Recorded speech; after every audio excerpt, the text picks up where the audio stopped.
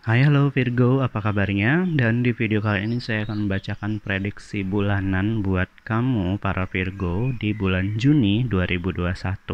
Nah, untuk reading bulanan ini saya akan secara bergantian dengan sahabat saya dari El Tarot yang masing-masing akan membacakan 6 zodiak. Saya kebetulan dapat zodiak dengan elemen api dan tanah, dan untuk El Tarot itu elemen yang lainnya. Oke, langsung aja kita temukan kartunya buat kamu Virgo. Oke, saya shuffle dulu. Dan mungkin bagi kamu yang ingin curhat ya secara pribadi, boleh kirimkan curhatan kamu melalui alamat email ataupun juga melalui nomor WhatsApp yang sudah saya cantumkan di kolom deskripsi. Dan inilah kartu buat kamu Virgo di bulan Juni 2021.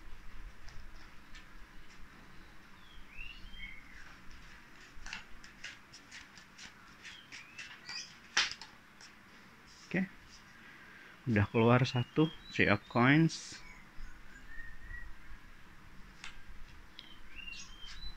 Dan buat under the deck ya, untuk permasalahan kamu di bulan Juni 2021 adalah King of Swords. Jadi King of Swords ini lebih mengarah ke kartu yang bagus ya, bahwa kamu bisa menjalani kehidupan kamu dengan cukup baik, dengan tidak ada permasalahan. Walaupun ada permasalahan, kamu tahu harus ngapain dan kamu tahu untuk menyelesaikan permasalahan itu dengan cepat, dengan baik. Oke, coba kita lihat kartu yang lain. Tadi sudah ada Three of Coins, lalu ada The Moon. Oke, Four of Swords, Eight of Coins. Oke.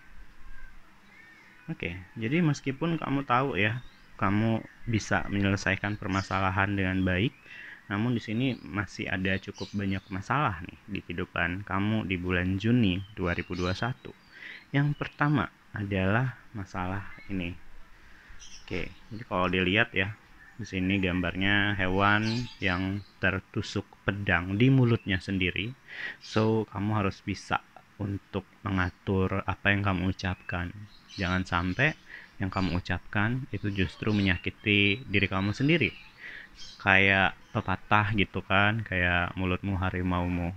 Well, cobalah untuk sedikit mengatur apa yang kamu ingin katakan, mengatur ucapan untuk orang-orang lain ya. Jangan sampai uh, perkataan itu menjadi masalah buat diri kamu sendiri.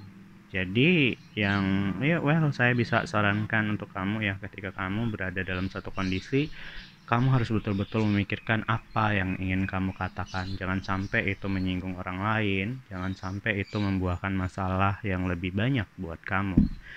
Dan di sini juga ekspektasi yang terlalu tinggi ya. Kamu berharap ekspektasi kehidupan yang jauh lebih bagus, kamu melakukan segala hal ya. Well, sebetulnya itu bukan suatu hal yang buruk ketika kita berharap sesuatu yang terbaik untuk hidup kita. Namun kadang kita juga tahu batasan-batasan untuk hal apa yang harus kita dapatkan dan apa yang harus kita lakukan. So, di sini ekspektasi tinggi yang saya maksudkan adalah ketika kamu berekspektasi, misalkan ada katakanlah 1 sampai 5 gitu ya, kamu ekspektasinya 5, tapi yang kamu dapatkan tuh nggak nyampe 5, cuma 4. Kamu udah sedih banget nih, kamu sedih ngerasa kenapa aku nggak bisa dapat 5, kenapa aku cuma dapat 4. Coba bandingkan ketika kamu ekspektasinya hanya 3 dan ketika kamu dapat 4, kamu udah kayak, wow, yang saya dapatkan itu jauh dari apa yang saya inginkan. Kamu akan selalu merasa grateful, selalu merasa bahagia dengan pencapaian yang kamu dapatkan.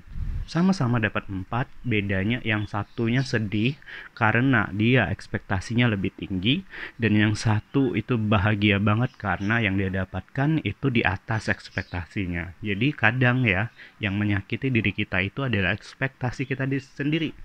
So, mulailah untuk kamu belajar ya, batasan diri kamu itu seperti apa, sehingga ekspektasi yang kamu patok itu juga akan menyesuaikan. Well, jadi ya untuk permasalahan ini ya. Lalu di sini juga permasalahan lebih ke permasalahan batin ya. Jadi kayak di sini ada pergejolakan batin tentang tentang suatu hal, di mana kamu membandingkan hal itu dari dua sisi. Mungkin kamu memandang suatu hal dari sisi lain dan pandangan itu bagus gitu ya, tapi kamu kayak memposisikan itu dari segi yang lain lagi, sehingga itu timbul kebimbangan. Kamu rasa bingung untuk memutuskan di antara dua hal karena kamu mempunyai dua sisi pemikiran yang berbeda. Jadi kalau kamu merasa berada di dalam kondisi ini, well, sebetulnya ikuti aja apa kata hati kamu yang terbaik yang mungkin, dan menurut kartu ini ya, kamu tahu banget kamu harus apa. Cuman kadang memang seseorang tuh kadang overthinking ya. Kita harus memikirkan lebih banyak sebelum bertindak, sehingga apa yang seharusnya bisa dilakukan dengan mudah, dengan simple, itu malah jadi membawa kita hanyut dalam pikiran yang tidak balance. Jadi di antara dua pilihan akhirnya kita hanyut dalam kebimbangan yang jauh lebih dalam. Dan di sini juga nih adanya hal yang sebetulnya cukup membuat kamu bukan bahagia sih, merasa gimana ya, kayak kamu dapat masalah tapi kamu bisa enjoy dengan masalah itu, tidak membuat kamu merasa terpuruk gitu. Kayak gimana sih ngomongnya ya, saya bingung mendeskripsikan, tapi ketika kamu dapat suatu hal yang ngebuat kamu merasa bahwa oh ini tuh permasalahan sebetulnya, tapi kamu bisa ikuti mengalir permasalahan itu sehingga ya nggak jadi masalah yang begitu besar bagi kamu. Cuman di sini ya, yang tadi yang perlu ditekankan adalah ekspektasi yang terlalu tinggi, dan juga untuk ditahan, direm apa yang ingin kamu ucapkan, baik itu menyangkut orang lain maupun menyangkut diri sendiri. So itu aja ya buat kamu. Mungkin lebih ditekankan ke sini tadi ya, jangan sampai ekspektasi yang terlalu tinggi itu menyakiti diri sendiri. Jadi yang ikut andil dalam menyakiti perasaan jauh lebih besar itu adalah sebetulnya diri sendiri.